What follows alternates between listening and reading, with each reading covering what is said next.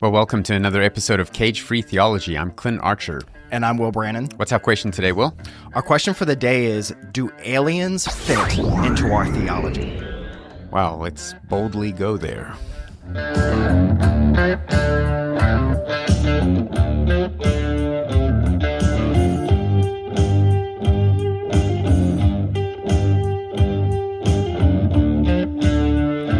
All right, Clint, we're going to talk about aliens. Mm-hmm. You and I have actually talked about this behind the scenes, off and on for a little bit now, but we've never talked about it on the podcast, or I think in front of other people. Yeah, we keep saying this might make a good podcast episode. Yeah, so we've thought through this for a while, but let's start with, why are we talking about this? Why are we talking about aliens on a theology podcast? Yeah, I mean, that's a great question. I think the intersection between theology and mythology in culture is important because there's a lot of things that humans believe as a society in different seasons of history, and we always want to bring our theology to bear on the possibility of those ideas. You know, there was a time when people believed in fairies. In fact, they still do in Iceland, and that kind of thing. Well, what should a Christian in Iceland think about fairies? Iceland? Do you mean Ireland, or is Iceland, are fairies a thing in Iceland too? No, there's leprechauns in Ireland and fairies called Huldenfolk. Oh, there you go. I actually just read an article the other day about a place in Ireland where they're refusing to, it was a while ago, but they refused to move this specific tree because it supposedly is a fairy tree because of the superstition around that. And so our version of that in a lot of the Western world in the States is the mythology behind aliens, or the belief in aliens. And I think some Christians are really nervous to talk about it because it seems like you're talking about fairies, or that how's that going to fit into my theology? But it's become more and more prevalent of late because of some good movies that have come out. You know, Project Hail Mary is a big hit. Steven Spielberg's Disclosure Day is coming out. And then the astronauts just went further than humans have ever been from planet Earth and just came back on the Artemis 2 mission. So there's a lot of that kind of talk. And so, yeah, I think Christians should think about these things. Yeah, I think in addition to that, you have, over the last couple of years in particular, if someone's been following the whole alien UFO discussion, there have been congressional hearings, there have been military experts, there have been heads of very high-ranking government organizations testifying on this under oath. So this is not taboo anymore. This is kind of part of the mainstream zeitgeist. And the way that I think about this is, Christians have a few options when approaching this topic. We can make fun of it, we can ignore it, or we can try to bring the word of God and the gospel to bear on it. So in my mind, why talk about it on a theology podcast? Well, because we want to take every thought captive to the word and think through, what does the Bible say, and what does it not say? Where are we? How can we be careful with our thinking? So a most important question to start us off: what is your favorite alien movie?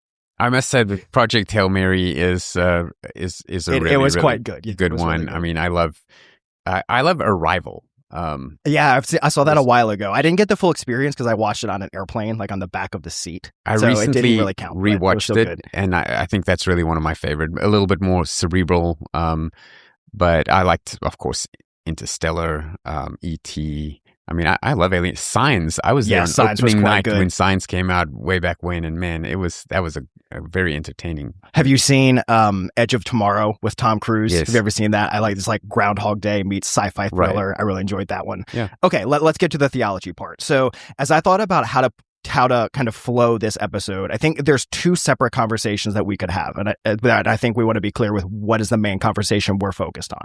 There's the question of, is the existence of aliens compatible with a biblical worldview? That's one question. And then a second question is, what is going on with claims of aliens and UFOs today? That's a separate question. Yeah. For the bulk of this episode, we're going to talk about the first question. We're going to focus on, in terms of theology and a biblical worldview, could the existence of some sort of alien life fit with a biblical worldview, or does the Bible require us to say, no, that's not possible? That's really what we're going to focus on. So let's start with, when we talk about aliens, what are we talking about? What do we mean when we use the word alien? Are we talking about a microbe on Mars? Are we talking about intelligent life that built spaceship? When we're using that word, what do we mean by it? Yeah, I like the term extraterrestrial.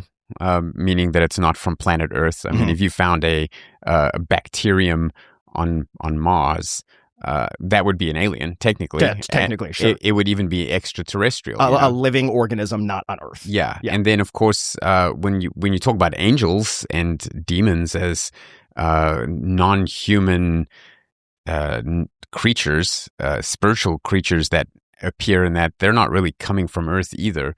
So, but I think when we use the word alien, like in this, we're talking about intelligent life forms that do not necessarily originate on planet Earth, but from outer space. Right. Yeah. So as a very simple working definition, tell me what you think of this. Okay. An alien is a non-terrestrial intelligent life.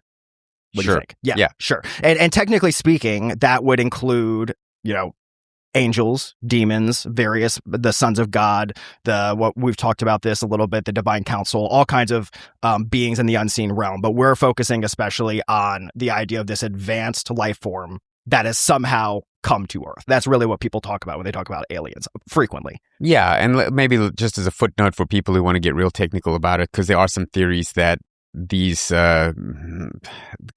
claims of things that happen in these beings, they're actually already on planet Earth. They're living under the ocean deep down or whatever. But yeah, we're just talking about like intelligent creatures that are not animals and they're not humans. Right, exactly. So are aliens, this is our first theological question. Okay. Are aliens or UFOs in the Bible? Does the Bible talk about aliens?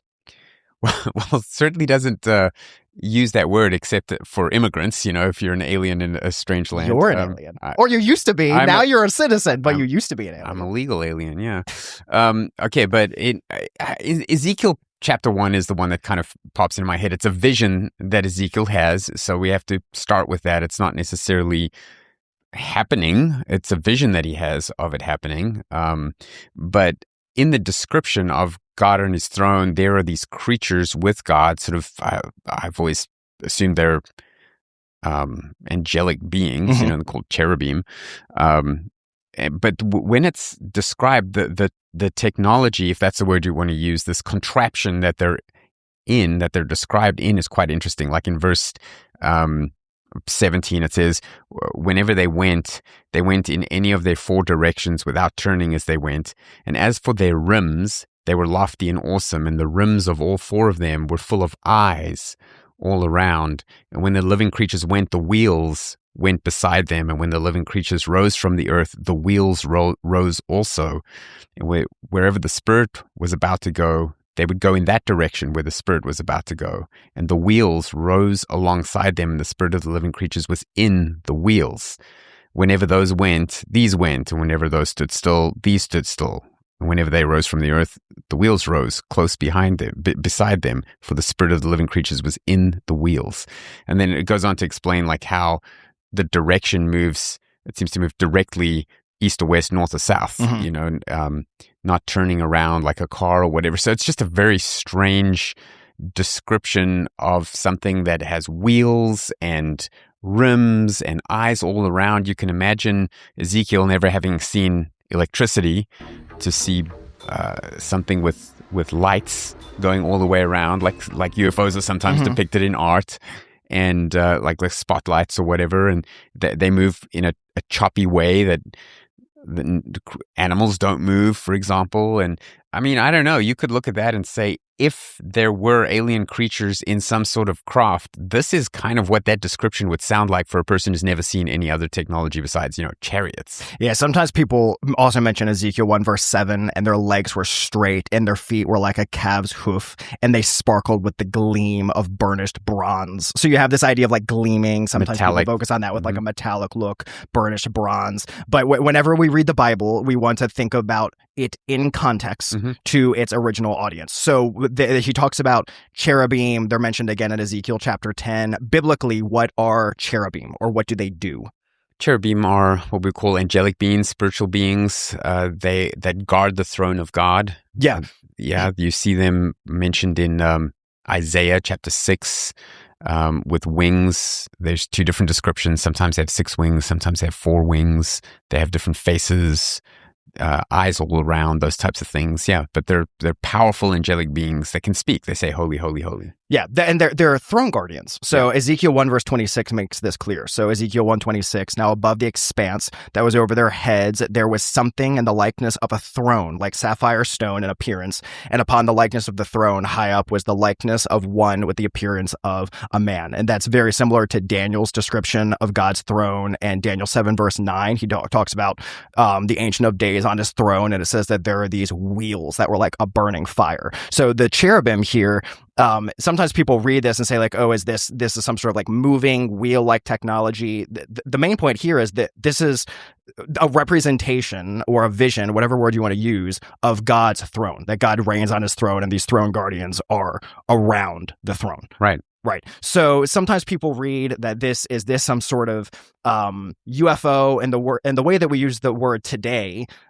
Not really. It's a throne for God, but we do have the idea of wheels, movement. So sometimes people talk about that. I have a couple other texts to ask you about. What other texts do you want to go to as far as aliens or UFOs in the Bible? Yeah, you asked me basically if there's aliens in the Bible. I would have to say no. I mean, maybe in the second part of the episode where we start talking about what people see today and how they attribute it to aliens, that's where this passage might come in. Yeah, sure. This could be described as an alien, but these aren't aliens. Yeah, sure. And another one that sometimes comes up in this discussion, I want to ask you about Hebrews. The same word is used in Hebrews 11:3 and Hebrews 1:2, but just as an example, Hebrews 11 verse 3, by faith we understand that the worlds were prepared by the word of God, so that what is seen was not made out of things which are visible. So the same thing is said in Hebrews 1:2, that the Son made the worlds. And so some people read that and say, well, there you go. That indicates there's aliens. There's not just the inhabited earth, but God made worlds. There's all kinds of worlds out there. What do you think of that? Does that hint at, it obviously doesn't mention aliens. Does it hint at it? At most, I would say it would allow for it. I don't think that the authorial intent of Hebrews is to teach that there's multiple dimensions there, or this could just, those worlds just meaning, could just mean planets. It could mean the different spheres of the angelic world and the human world and the animal kingdom, as we call it, those types of things.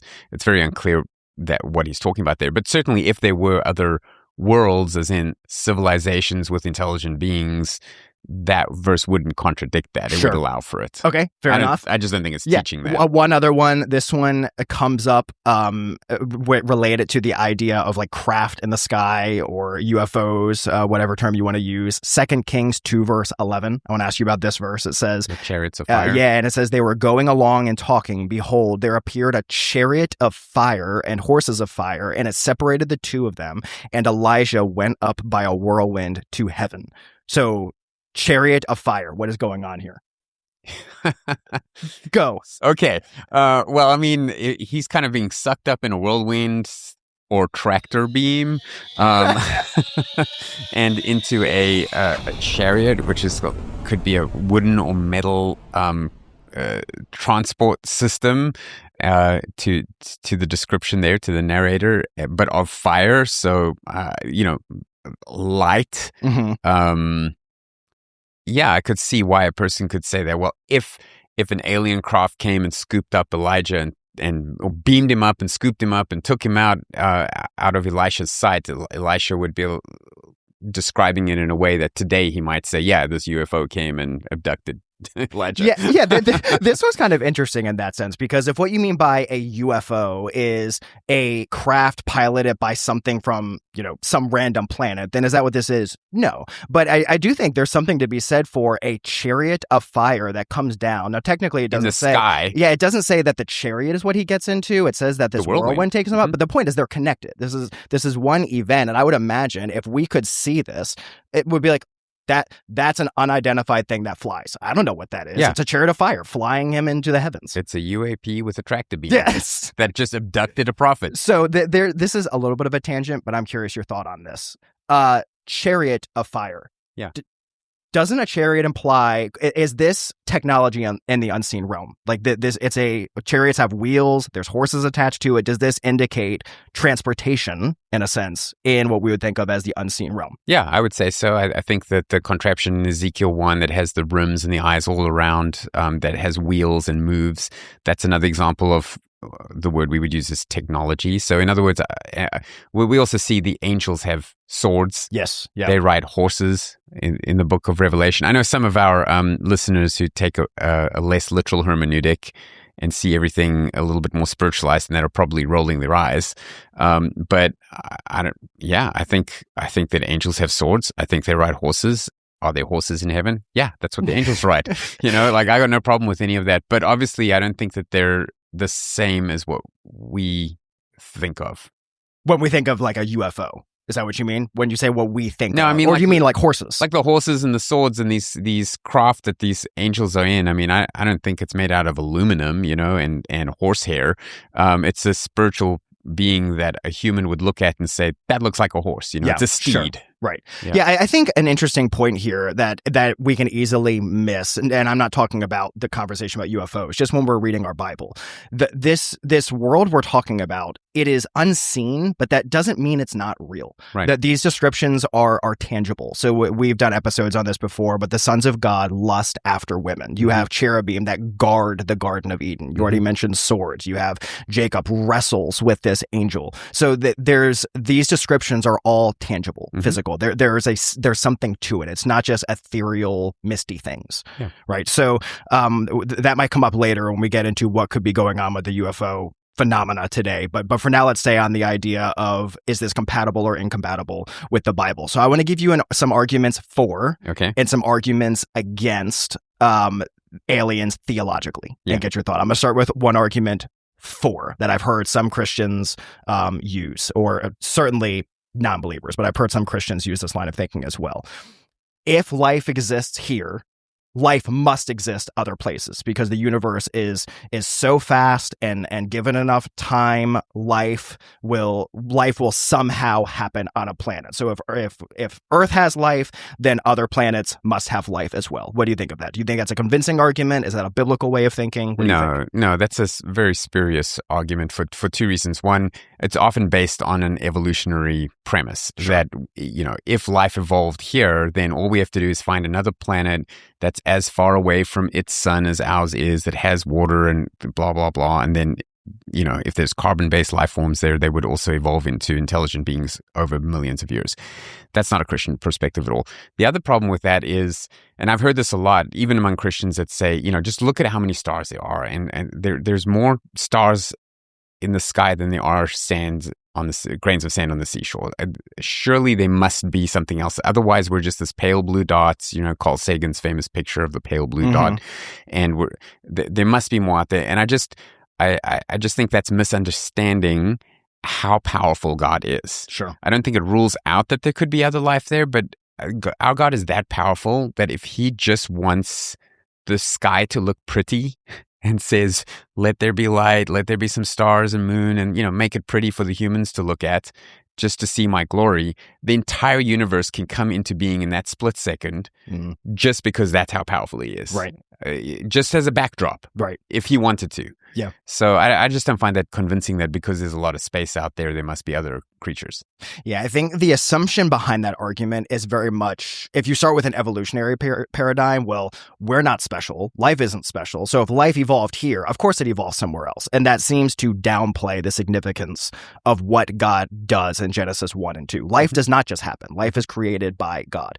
And I would add to that, if there is some sort of other life out there, it comes into existence in Genesis 1 and 2. Yes. God speaks it into existence in creation week. So this whole idea that you have millions and millions of years where some civilization is far more advanced than we are because it evolved millions of years before we did. Not possible. That does not fit with a biblical worldview. Now, again, that's not saying that God didn't create anything else. Sure. It's just saying that the view that it must exist because life evolved here, so it must have somewhere else, not consistent with the biblical worldview. Yeah, and further than that, in Genesis 3, when God curses the earth, we find out by the time we get to Romans 8, Paul's saying all of creation is groaning for the redemption of man. So you would have to factor in implications of the curse on some planet that minding its own business, and Eve takes a bite of some fruit. We're going to get there. Okay. We're going to come back to that. So hold that thought. So, C.S. Lewis has a book called Out of the Silent Planet. Yes. It's like a science fiction thing. It's a space thing. And in that, the world that he paints is this plan, this idea that Earth is fallen, but the rest of God's creation is not. And they're all in communion with each other, and that's why Earth is called the silent planet, because after we plunged into sin, it was kind of cut off from the rest of creation. Interesting concept. Yes, we're going to come back to it. I'm not commenting right now because I have that a little bit later that I want to ask you about. So before we move on, Colossians 1:16, for in him all things were created, both in the heavens and on earth, visible and invisible, whether thrones or dominions or rulers or authorities, all things have been created through him and for him. So if aliens exist, they're part of the created universe. Yes, God made for them. Christ. Right, for Christ. So that's kind of an argument people use for. Now let me go to an argument I've heard believers use against. So this is an argument that some believers will use to say there's no way aliens exist because the Bible does not mention aliens and the Bible does not mention life on other planets in the universe. So it must not exist because it's not in the Bible. I hear this regularly. What do you think of that perspective? Yeah, I just recently heard that, well, the Bible doesn't say that the world is round, therefore it's not. I mean, the Bible doesn't mention bacteria. Yeah, but, sure. But that's real. Yeah. No, the Bible doesn't exist because the Bible mentions it. It's the other way around. The Bible addresses everything that we need pertaining to life and godliness. Right. We don't need to know about bacteria in order to worship God and get on with life and have families that honor him and be productive members of society. In the same way, we don't have to know whether there's aliens or not. So that argument doesn't work. Yeah, I agree. Of all the arguments I've heard Christians use against the idea of aliens, I find this one the least convincing. And to me, this also gets to the idea of, so there can't be any other life form outside of Earth, because the Bible doesn't mention any life form anywhere else outside of Earth. And then you get to, so if I hear that Elon Musk actually gets to Mars one day and they find an amoeba somewhere, that's not going to change my worldview at all. I would just think, that's cool. There's an amoeba on Mars, sure. But it's not mentioned in the Bible. Please don't bring it back. Yeah, exactly. Leave it where it is. Okay, another argument against aliens that is not necessarily an argument people make, but it's certainly something that people wrestle with. Aliens cannot exist, or aliens probably don't exist, because man is made in the image of God. So the idea that there is another intelligent life in the universe undercuts the idea that man is uniquely in God's image. So would the existence of aliens contradict or change our understanding of the image of God? Yeah, I mean, that's a really large question because you got to define so much there. So firstly, you kind of have to define intelligence. You have to define exactly what the image of God is and what it isn't. So for example, intelligence, we say finding intelligent life. Well, an African gray parrot is pretty intelligent. Ravens are pretty intelligent. Dolphins are pretty intelligent. So are chimpanzees. They're not human level intelligence, but if we found a green chimpanzee on Mars, why did you make it green? Because everything from Mars is always green, right? It's the red planet, but the little green Martians. Okay, I don't know. Carry on with your if we green found some sort of on Mars. We found some sort of creature on another planet that could do basic arithmetic like a parrot can. Those African greys are, you should Google it. They're pretty smart, and can solve problems and stuff. We would say there's a level of intelligence there, but they're not human intelligence. So I think what we're talking about is someone with enough intelligence that we would consider them at least peers, or even they could be superior for the sake of the thought experiment. And does that mean that they're in the image of God? And the answer is no, it doesn't. It doesn't mean that they're in the image of God. The image of God has to do with our role as stewards of his creation. And let us make man in our own image. God says to, let's say, the divine council, or even as it's traditionally been interpreted within the Trinity, only man is uniquely endowed with that honor on earth. So God makes the animal kingdom, and then he places us as his delegates, as his stewards, and he entrusts all of creation to us. So if we met other beings out there, unless God revealed it somehow, and he hasn't in Scripture, so either that means we're not going to bump into these things because they don't exist, or he'll keep them from us, or if they do, I guess I would say, if he says, take me to your leader, I would say, no, I'm in charge here. I'm in the image of God, not you, Yeah, and I think that's a really important point, because when we think about the image of God, what most believers think of when you ask them, what does it mean to be made in the image of God? Their mind goes to intelligence, intellect, to a degree, morality, ability. But if you think about communication sometimes. but human beings, we are pro-life from conception all the way forward. Yeah. So whatever it means to be made in the image of God, that exists in an unborn baby. Yes. An unborn baby does not have intellect in the way that you and I do. An unborn baby does not have morality in the way you and I do. But that unborn baby is still the image of God. Right. Why? Because they're made for a specific role on earth, to image God on earth. So the idea that there can't be any other intelligence or even any sort of moral understanding, that's not, when you get to the core of it, that's not what the image of God is. Yeah, no, right. I also draw people's attention to Numbers 22 when God loosens the tongue of the donkey and he's able to speak to the prophet Balaam's donkey. You know, that at that moment, that donkey has rationality, it has a moral sense, it has spiritual insight more than the human, it's communicative, you know, it has an ethical structure.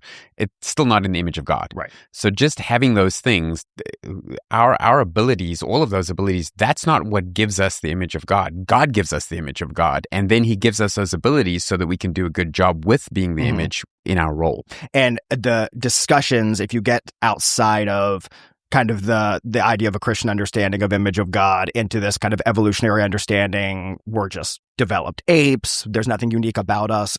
This comes up all the time in alien and UFO discussions because people say things like, well, we're not the most important thing in the universe, which of course is true. God is, Christ is. But the understanding is aliens exist and they actually control us and they're in control here, not us. And it's like, no, we have dominion on earth. Why? Because God gave it to us. Yes, Psalm 8, we're the pinnacle of God's creation. I don't think we do a great job at that all the time. Sure.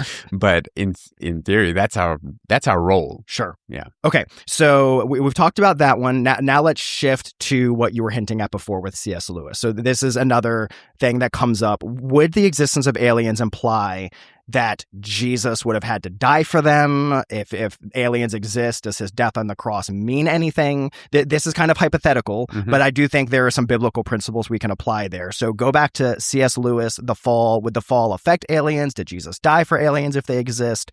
Go. I mean, in his mindset, no, only the planet Earth falls and the other planets and other civilizations and that are in communion with each other and with God because they're unfallen. And so Jesus comes and rescues us, the silent planet, to bring us back into communion with the rest of his creation. I think that's a nice thought. I don't think it's biblically based. I mean, you don't go to C.S. Lewis for your theology. You go for your stories. And it's a good story, but I think that just because the Bible doesn't address it, well, the reason the Bible doesn't address those issues is because it's not necessary for life and godliness. So if a Christian does want to be a kind of alien agnostic, I'm totally okay with that. Where they're like, I don't want to think about it, I don't know about it, I don't want to have a view. That's fine. You don't need one. I don't think Father Abraham had a view on aliens, probably, you know, and he functioned just fine. But I also think that any being that's not part of this material world that God has created here on earth is probably in the angelic, the unseen realm. So an interdimensional being, they're sometimes called in the secular literature, you know, angels, demons, and that kind of thing, cherubim.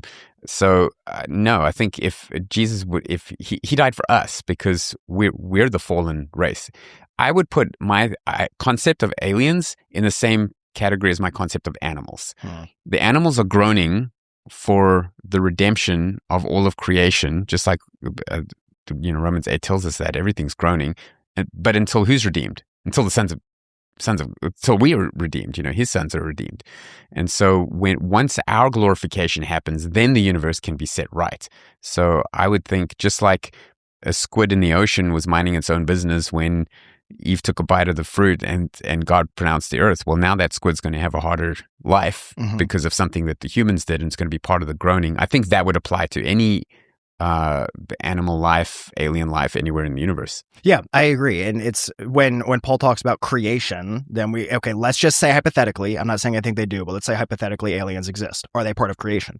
Yes. So it would be part of whatever the groaning is. And how does God set the creation free? By taking on the form of a servant, a human being, and dying for human beings and bringing about the new heavens and new earth in his timing and in his plan. Now, I would also add here, if the idea of, well, there can't be any other intelligent life because that's odd with Jesus dying on the cross. I would just ask, is there any intelligent life, according to the Bible, that we know exists that Jesus did not die for? Angels, demons. Yeah, exactly. Demons. All the Elohim, all of the members of the unseen realm. And this isn't just speculation. Hebrews 2:16 tells us, for assuredly he does not give help to angels, but he gives help to the seed of Abraham. So already there's a category of intelligent beings created by God that the author of Hebrews says, he didn't die for them. That's not the point. This is focused on humanity. Yeah, and their fall is irredeemable. Yeah. And that's why they hate us so much, the demons. Right. So we have a missions budget at the church. If we found out aliens exist, would we want to send missionaries to reach them? Yeah, we would plant a church on Mars and call it Mars Hill. That's a good one. I actually have not heard that before. First Baptist Jupiter, whatever. I mean, no, because Jesus became a human being, right? It wouldn't be. I actually read a book once. I don't remember the name of the author, but the book was called "The Book of Strange New Things," and it was fiction about aliens are discovered, and it's about the first missionary going. And the aliens call the Bible the Book of Strange New Things because he comes. But I don't think that's necessary because Jesus died for human beings. Okay, so we're going to pivot here a little bit to, is there any connection between aliens and the unseen realm? But I want to throw this question at you before we pivot. When we're talking about the possible existence of aliens, given that we live in the world of AI and manipulation of photos and videos and everything else, there's all this talk about disclosure, and the government needs to disclose things. Would any amount of photo and video evidence convince you in the age of AI? Or do you think you would just not trust anything that comes from the government or any other source for that matter because AI exists? I would not trust what I saw on television or YouTube or videos or something. What would convince me is if a person that I personally knew in government and personally trusted said to me, no, this is real, I've seen this, etc. Yeah. You and I know people who are in government in high enough levels that could be, I'm just thinking of a person that I know that has very, very high clearance. I know them personally. I know that they're a believer. I know they wouldn't lie to me about this. If they came and said, no, I saw a little green man or whatever from Mars, and I'm telling you it's true, then that wouldn't change my theology.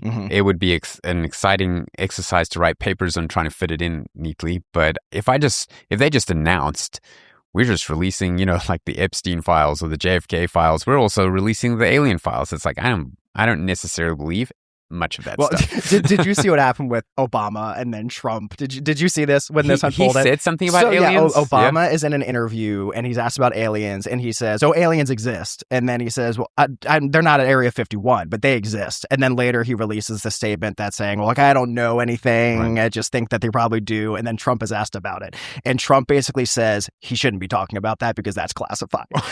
Oh, wow. And so he's like kind of gives his Trumpish answer, but then at the end of March, aliens.gov, the website, the domain, was registered by the government. Wow. So there's all these rumors about is some sort of disclosure starting to come, and there's all these claims. And what I would encourage believers with is remember biblical standards of evidence. What does God say? We look at evidence on the basis of two or more witnesses, and that doesn't even make something true. That just means no, you don't just take one person's word for it. You look at the whole body of evidence. With AI, do not be easily deceived. If Trump came out and said, go to aliens.gov, it's all there, then you obviously have the question, okay, where did this picture come from? How do we know it wasn't doctored? It's super complicated. I would treat it the same way I treat claims of supernatural experiences now. If somebody says, I saw this kind of miracle, I saw somebody raised from the dead. Well, maybe. You might be lying, you might be crazy, or it might have happened. And if it did happen, it might have been the power of Satan, or it could be the power of God. So I'm not required to believe any claim any Christian makes if it's not in Scripture. Right. And I would say the same about this kind of thing. I'm not required to believe it. I don't need it to be a godly Christian. I only need what's in Scripture. So, in short, does anything about the existence of aliens, assuming we start with they're created during creation week, that we're not taking the paradigm of evolution, do you think the existence of aliens would contradict the Bible in and of itself? Not in and of itself. Okay. I would be very curious to know how to fit in a species of creature that was capable of doing sinful acts and how that would fit into this. If a chimpanzee kills its own young, we wouldn't call that a sin. we would call that a result of the fall, of our fall. Animals don't sin. Otherwise, the whole sacrificial system wouldn't work, because it has to be an innocent animal that dies for a human. So lambs don't sin, but they might get irritable and impatient and gossip among each other. Who knows? It's not sin. It's just part of the fall. So if we found aliens and they were, I don't know, committing adultery or trying to kill us or something, how would that fit into hermeneutology and anthropology? I think that I haven't thought deeply enough about it to come up with something there. So let's pivot, because now we've talked just about the theological side of, is there anything in Scripture that indicates if this contradicts the Bible or leads us to believe one thing or the other? But we can't finish this episode before at least touching base on, we are not going to take a stand on a bunch of different things that are happening today, because it's a massive world. Right. But just generally speaking, do you think there's any connection between what people think are aliens today and the unseen realm? Christians, you hear it said all the time, like, oh, no, they're definitely aliens, or no, these are definitely demons. Do you have any thoughts on that question about biblical principles for what's going on today? Not just theologically generally, but the kind of stuff that we're seeing happening. I find it a lot easier to identify any supernatural claim with the activity of Satan and his demons than I would with some sort of extraterrestrial theory. Just because we see so much of it happen in the Bible, we're warned about it. We know that the book of Revelation, there's some very mysterious things that are going to happen, including creatures coming out of a pit that are described in a way that doesn't look like anything we've ever seen on Earth. Locusts. Yeah. And that can speak and that have this power to hurt people and all that kind of stuff. So anything that happens, any kind of claim like that, whether it's a Bigfoot or, the gray aliens or I don't know, there's a whole bunch of different types of claims these days and abductions, any of that I would put into, it's either real or it's not real. If it's not real, it's you're lying or you're crazy. If it is real, then it could be this alien thing, or it could be demonic activity. And just me personally, I'm always going to land on, if it is real, it's somehow related to something Satan's doing to mess with us. So I'll elaborate on that a little bit, because you have these reports of actual physical craft that if you believe any of the testimonies in the military, that these are being caught on, like the gimbal incident, the Tic Tac. If people want to look at like the congressional hearings from a couple years ago, so are you saying you think that there's some sort of is that physical, or are you saying that's all spiritual? Elaborate on it. Look, if it's either not real or it's real. So if it's not real, those people are lying for some sort of reason. There's some sort of government psyop that's trying to direct our attention away from something else and onto this, or it could be a spiritual psyop. That Satan is trying to get humanity ready to believe in aliens, so much so that when the rapture happens, there's an easy excuse. Oh, the aliens removed all the judgmental Christians or whatever. So I always think that there's something nefarious going on there if it's not real. If it is real and it's not Satan's activity, and it's just, these creatures that God made are now somehow interacting with us for whatever reason. The Tic Tac incident and stuff like that. Again, that could either be human technology that we don't know of. Did you hear today even, they found that airman in the mountain? What was it called? Ghost something. Yeah, Ghost Murmur AI. Yes. Yeah, we're using like a diamond, something like that can read your heartbeat from 40 miles away. And the fact that they disclosed that today means they've had that technology for a long time, and they've got way better stuff that they haven't disclosed. Right. So I do think that humans may be far more technologically advanced than we are being made to know. Yeah, agreed. Being aware of. So it could always be that. But yeah, in the back of my mind, I'm always thinking like, it could be an alien. Yeah. I think a couple thoughts on this. One is, I would encourage Christians, if they're starting to see this in the news or people talk about this, realize this, we're not just talking about one thing. So when we talk about, like, when you say aliens, there's the claims of like people being abducted. There's the claims of people that are contacting aliens. You have claims of people that are seeing orbs, claims of military personnel who are seeing craft. This is not just one thing. So the complex topics require careful thinking. So I would just encourage Christians to be careful to just come to a really quick answer and then just think that explains everything. That this is super complicated. Yeah, it could be both and, right? Yeah, it's the idea that this is all physical or all spiritual. I don't think either of those actually makes sense of the body of evidence. Go ahead. Yeah, like I was saying, it could be both and. It could be that there's human technology out there that looks like alien technology, and at the same time, Satan and his demons are mimicking certain supernatural or phenomena to mess with us. Yeah, and I think without a doubt, certain aspects of various things going on in this world are certainly demonic. And just a couple examples so people that are listening know, okay, what are you talking about? You have all kinds of claims about people that say they see orbs of light that communicate with them, that give them messages. I know people that have had this experience, that they're doing something before they became a believer. This orb of light appears to them. It starts giving them messages that I have no reason, maybe they're lying, but these are some of these people I trust greatly. I have no reason to assume angel of light, ball of light, orb of light, that sounds demonic to me. You even have... You're saying you have no reason to doubt that, I think that they're lying. Yeah. You also have various people in the UFO space who talk about, here's how you contact these beings. Here's how you get into a certain state of consciousness, and you use meditation. And then once you do that, these orbs of light show up. Testimonies of people saying, we do this. And then they literally call them light beings appear to... So I have a category for that sounds demonic to me. As well as the introduction of certain pharmaceuticals that people that use, DMT or ayahuasca and those types of, even LSD, these psychedelics, often they have the same type of experience, and it's quite a dark experience, and it involves these beings talking to them and that kind of thing. Yeah, it could very well be demonic. Yeah, and even unbelievers see this. If you start reading UFO literature, which I haven't been following this for decades, but for years at this point. Have you ever seen Close Encounters of the Third Kind by Steven Spielberg? No. So there's a French scientist in that movie who's based on a real person, a guy named Jacques Vallée. If you read like Jacques Vallée's work, or there's a couple other guys, these are not believers, but they're looking at whatever is going on as a whole, and they're saying, this is deceptive. This seems intentionally harmful and strange.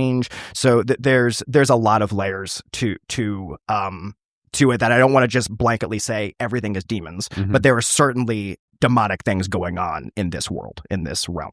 Sure. So what should a Christian do who's worried about these things or fearful about, alien invasion or something like that? Who's worried about it? Yeah. I mean, I know people that when they hear about the alien stuff, they're like, I don't want to think about it. It makes me scared.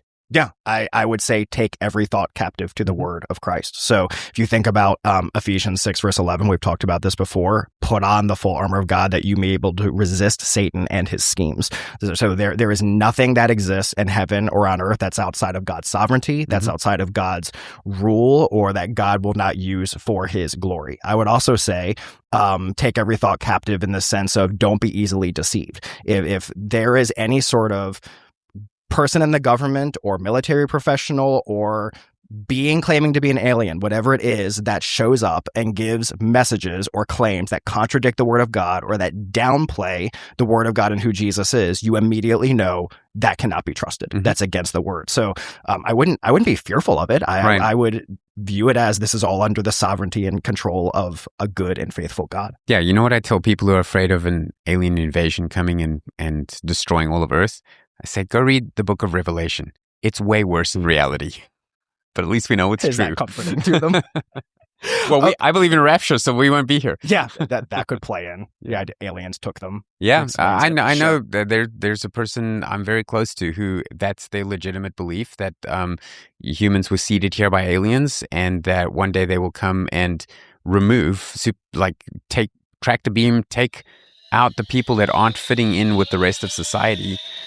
The people who are against all sorts of things that Christians happen to be against. Yeah, sure. Okay, Clint, any other comments on aliens before we close out? No, I'm good.